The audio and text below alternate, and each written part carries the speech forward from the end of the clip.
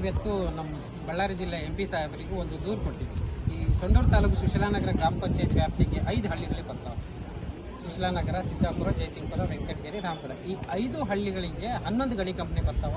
ಅದರಲ್ಲಿ ಜಿಂದಾಲ್ ಅವ್ರದ್ದು 2, ZTC ಅವ್ರದ್ದು 4 ಮತ್ತು ಇತರೆ ವೆಸ್ಕೋ 2 ಇತರೆ ಗಣಿ ಕಂಪನಿ.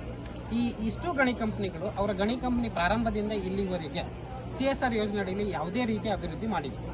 ಹಾಗಾಗಿ ನಾನು ಅವರಿಗೆ ನೀವೇ ವಿಚಾರಣೆ ಮಾಡಿ ಈ ಗಣಿ ಕಂಪನಿಗಳಿಗೆ ಇನ್ನು 7 ದಿವಸದಲ್ಲಿ ನೋಟಿಸ್ ನೀಡಿಬಿಟ್ಟು ಅವರ ಗಣಿ ಕಂಪನಿ ಪ್ರಾರಂಭದಿಂದ ಇಲ್ಲಿವರೆಗೆ ಎಷ್ಟು ಉತ್ಪಾದನೆ ಆಗಿದ್ಯಾವ, ಅವ್ರದ್ದು ಇದು ಲಾಭ ಎಷ್ಟು ಪ್ರತಿ ವರ್ಷ, ಆಮೇಲೆ ಆಡಿಟ್ ರಿಪೋರ್ಟು, ಆಮೇಲೆ ಸ್ಥಳೀಯರಿಗೆ ಎಷ್ಟು ಉದ್ಯೋಗಾವಕಾಶ ಕೊಟ್ಟಿದ್ದಾರ, ಆಮೇಲೆ ಎಷ್ಟು ಜನರಿಗೆ ವಿದ್ಯಾವಂತರಾಗಿ ಮಾಡಿದ್ದಾರ, ಬಡ ಬಗ್ಗರಿಗೆ ಎಷ್ಟು ಜನಕ್ಕೆ ಕೆಲಸ ಕೊಟ್ಟಿದ್ದಾರ, ಇದು 16 ಒಂದು ಪಾಯಿಂಟ್ಸ್ ಹಾಕಿ ಅವರಿಗೆ ದೂರು ಕೊಟ್ಟಿದ್ದೀನಿ.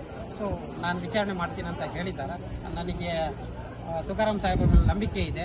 5 ಹಳ್ಳಿಗಳ ಪರವಾಗಿ ಅವರು ಕೆಲಸ ಮಾಡ್ತಾರೆ.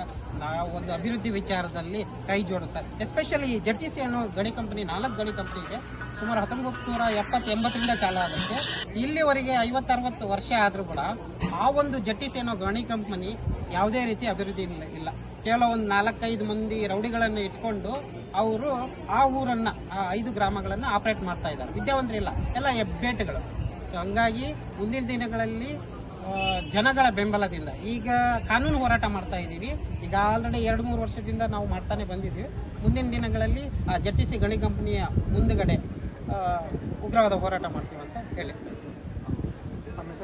ಮಲ್ಲಿಕಾರ್ಜುನ ಹುಟ್ಟೂರು ಸುಶೀಲಾನಗರ, ಈಗ ವಾಸ್ತವ ಬಳ್ಳಾರಿ.